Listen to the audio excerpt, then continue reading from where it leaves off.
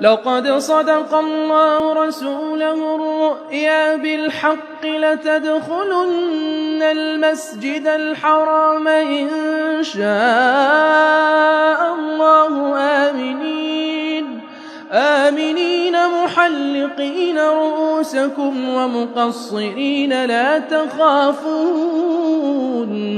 فعلم ما لم تعلموا فجعل من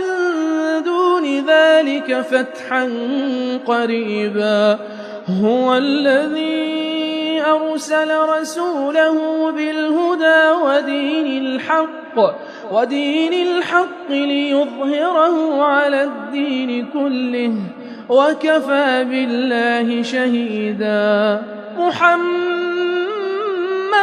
رسول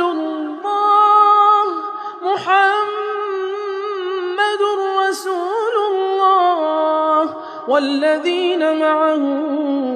أشداء على الكفار رحماء بينهم تراهم ركعا سجدا يبتغون فضلا من الله ورضوانا سيماهم في وجوههم من أثر السجود ذلك مثلهم في التوراة ومثلهم في الإنجيل كزرع أخرج شطأه فآزره فاستغلظ فاستوى على